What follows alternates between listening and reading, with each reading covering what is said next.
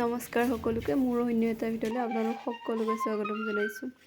আজি যিহেতু কাতি বিহু আৰু লগতে তুলসী পূজা আৰু দেখিছেনে মই ইমান কাম ওলাইছে ঘৰত।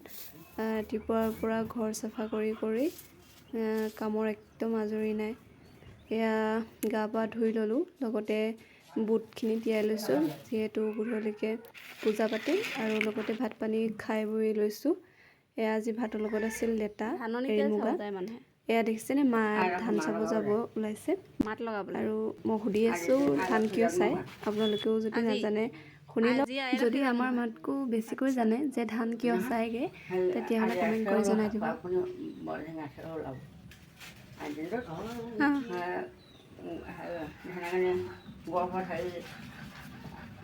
ল'ৰা ছোৱালী জন্ম হয় মানুহ আৰু জন্ম হয় মাকে মাৰ লগত যাব।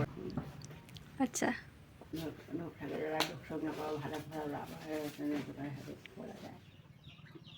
তো শুনিলে নহয়, এয়া মাহঁতে আই লক্ষীক মাত লগাব যায়।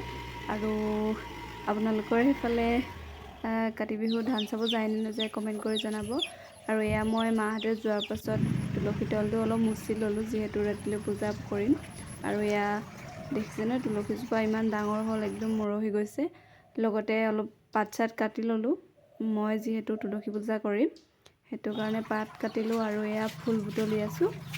আৰু এয়া দেখিছে নহয়, আপোনালোকে কাতি বিহুত কেনেধৰণে কি কৰিলে কমেণ্ট কৰি জনাব, বা মোৰ দৰে আপোনালোকেও ইমানখিনি কৰিছেনে নাই কমেণ্ট কৰিব। লগতে আৰু চাই যাওক মই গধূলি তুলসী পূজা কেনেকৈ কৰোঁ। আৰু লগতে এয়া দেখিছেনে সন্ধিয়া হৈয়ে গ'ল, আৰু এয়া মই বুট চুটকেইটা উঠাই ল'লোঁ আৰু চাকি কেইখনো যোগাৰ কৰি ল'লোঁ। ইয়াতে দুৱাৰমুখত চাকি এখন লগাই লৈছোঁ আৰু পূজা কৰিবলৈ আৰম্ভ কৰি দিলোঁ। এয়া তুলসী তলতো চাকি লগাবলৈ আহি গ'লোঁ। আৰু ইয়াতে মই এনেই সাধাৰণভাৱেই পূজা কৰিছোঁ, জানিছোঁনে নাই কমেণ্ট কৰিব, যদিও নাজানিছোঁ দায় দোষ নধৰিব, কমেণ্ট কৰি জনাব যদি নাজানিছোঁ। আৰু এয়া দেখিছেনে মোৰ পূজা হৈ গ'ল। ভিডিঅ'টো শেষলৈকে চোৱাৰ বাবে থেংক ইউ। নতুন এটা ভিডিঅ'ত আকৌ লগ পাম, চেনেলটো ছাবস্ক্ৰাইব কৰি দিব।